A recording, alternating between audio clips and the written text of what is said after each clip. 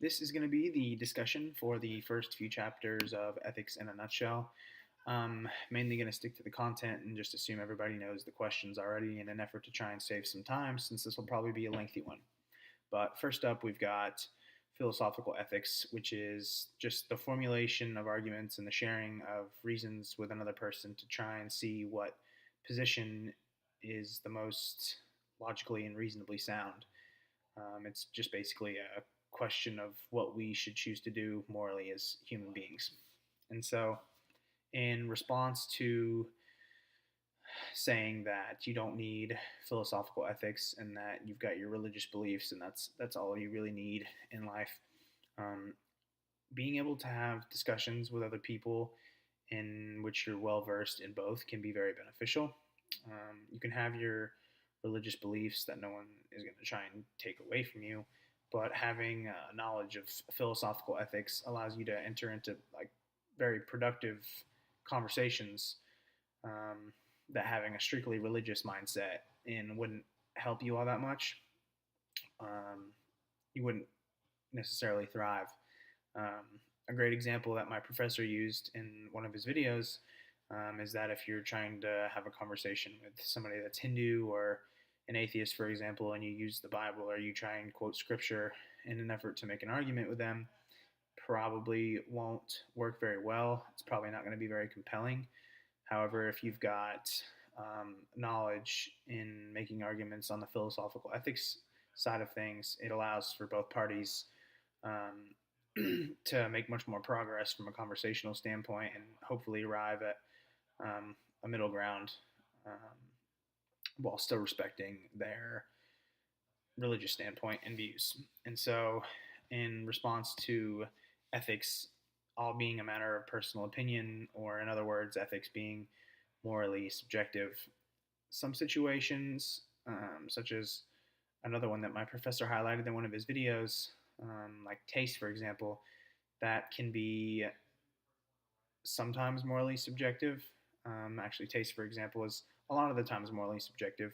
Saying that a certain flavor of something is the best ever compared to another flavor um, is technically always true because the function of our taste and the taste buds in our mouth is a personal thing. It belongs to our bodies, and so that is a matter of personal opinion, yes. But other situations, like shape, for example, are a little bit different. It's not quite that simple. Um, and so there's a couple reasons why moral subjectivity is flawed.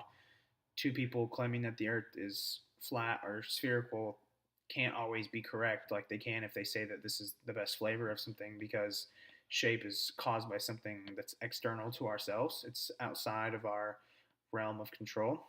You can't think the earth into a shape, which is largely how a particular negative argument works in philosophy that we've discussed.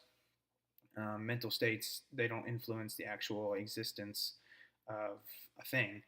And so another argument is that someone who is morally subjective overall, they can't give more credibility or validity to certain views compared to other things.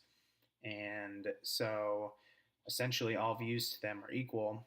And that can be dangerous because what if there is a group of people who have this like really outrageous viewpoint that you can't refute or um, look at critically because as a morally subjective person, um, you know, they all have to be equal in your eyes. And so those are two of the big arguments against moral subjectivity and why personal opinion really doesn't rule all in ethics.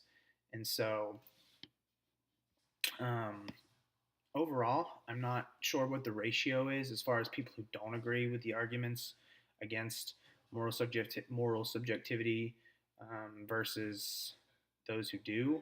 But the ones that we talked about this week, they seem very sensible and agreeable. I'm not inclined to disagree with any of them.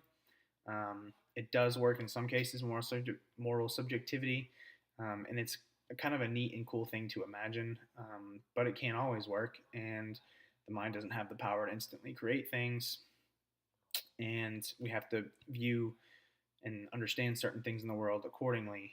Um, for me, the authenticity and the validity of the arguments against moral subjectivity are sort of in the arguments themselves.